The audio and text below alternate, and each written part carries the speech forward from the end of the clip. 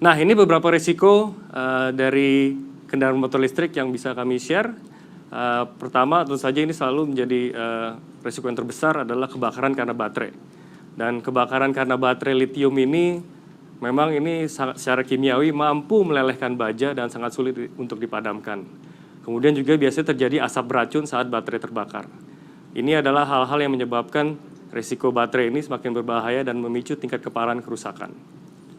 Kemudian untuk perbaikan yang kompleks dan mahal, pergantian baterai setelah kecelakaan besar yang bisa berakibat total loss ini, itu bukan terjadi hanya karena harga baterai yang mahal, yang rata-rata bisa mencapai sampai 40-50% dari harga kendaraan, tapi juga karena kerusakan yang parah dari kendaraan akibat dari risiko api tersebut. Kemudian transport mobil listrik dari produsen ke konsumer maupun dari supplier parts dan juga baterai mobil ini sangat beresiko dan mahal. Dan ketersediaan suku cadang kendaraan dan juga teknisi atau human resource yang mengerti mengenai kendaraan bermotor listrik itu juga terbatas dan mahal. Next.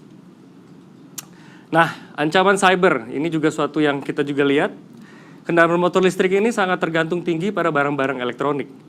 Jadi kemungkinan semakin besar mereka bisa terkena serangan cyber karena mereka terhubung dengan jaringan global, terutama juga melalui internet. Dan kegiatan rutin seperti update software atau pengkinian piranti lunak itu bisa membuat kendaraan bermotor listrik ini menjadi rentan dengan ancaman cyber.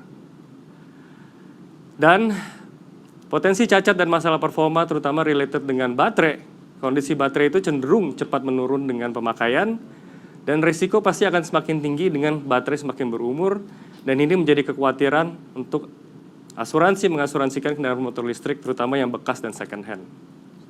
Next. Nah, ini adalah risiko potensial kendaraan motor listrik yang mungkin belum diketahui. Tantangannya adalah data untuk kendaraan motor listrik belum cukup tersedia. Ini masih sangat-sangat awal.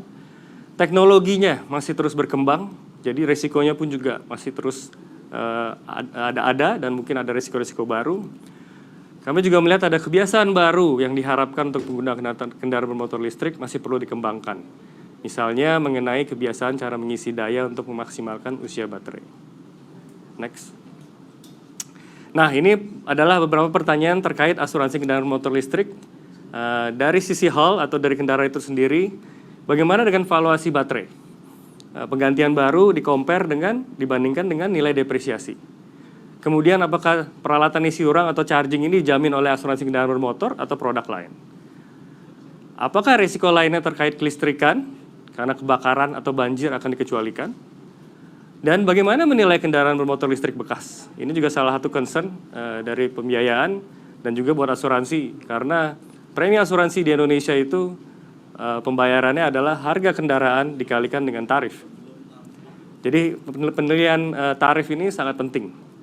Kemudian jaminan lainnya bagaimana dengan cyber risk tadi yang saya ceritakan atas piranti lunak. Apakah ini di cover di kendaraan bermotor listrik punya asuransi atau harus membeli cyber insurance lagi? Bagaimana dengan tanggung jawab pihak ketiga atau TPL? Apakah ada kemungkinan jaminannya ini bisa lebih tinggi? Karena kendaraan bermotor listrik ini secara berat itu bobotnya lebih berat dibandingin kendaraan konvensional. Sehingga jika terjadi kecelakaan, terjadi tabrakan, bisa kemungkinan kendaraan bermotor listrik ini memberikan kecelakaan yang lebih berat sehingga biayanya lebih tinggi. Kemudian dari sisi service seperti emergency roadside assistance, ini apakah ada persyaratan khusus untuk bantuan kedaruratan kendaraan bermotor listrik? Biasanya di Indonesia emergency roadside assistance itu digunakan misalnya ban yang kempes atau terutama yang paling sering mobil tiba-tiba mati karena aki soak, jadi mereka datang berikan jumper cable. Nah, ini kan tidak berlaku lagi untuk kendaraan bermotor listrik. Next. Nah, ini adalah tantangan dari industri asuransi untuk memasarkan kendaraan motor listrik. Memang Perpres 55 2019 sudah keluar untuk mempercepat adopsi ini, tetapi belum ada peraturan khusus mengenai asuransi kendaraan motor listrik. Kemudian PSA KBI yang kami miliki saat ini, tarif dan statistiknya masih berbasis kendaraan tradisional. Jadi belum ada format polis baru, belum ada tarif dan statistik yang bisa diaplikasikan terhadap kendaraan bermotor listrik.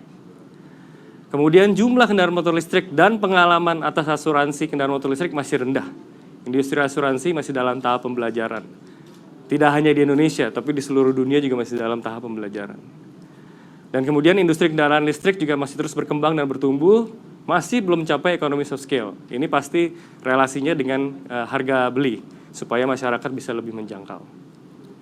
Next. Nah, ini adalah komitmen kami dari PT Asuransi MSIG Indonesia. Saat ini kami sudah mengasuransikan kendaraan motor listrik baik roda 4 maupun roda 2. Dan roda 2 itu termasuk baterai dan charging station. Tetapi jumlahnya masih terbatas. Kami akan terus berkomitmen membangun kapabilitas sejalan dengan pertumbuhan industri kendaraan motor listrik ini. Dan kami juga secara aktif bekerja sama dengan AUI, Asosiasi Asuransi Umum Indonesia, untuk mengembangkan asuransi kendaraan motor listrik.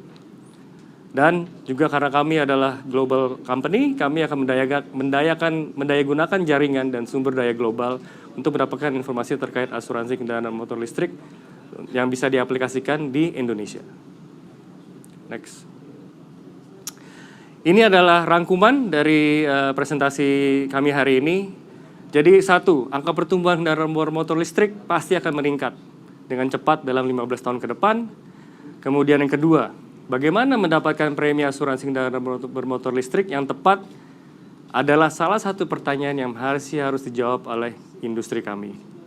Kemudian ketiga, adanya karakter kendaraan bermotor listrik yang mempengaruhi premi asuransi dan perubahan dinamis lainnya sejalan dengan pertumbuhan industri kendaraan motor listrik. Dan keempat, demi memastikan kesehatan industri asuransi, maka ini menjadi kebutuhan penting untuk mempelajari kembali tarif asuransi kendaraan bermotor saat ini untuk kendaraan bermotor listrik.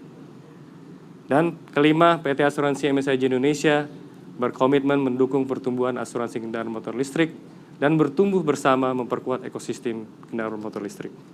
Sekian dan terima kasih.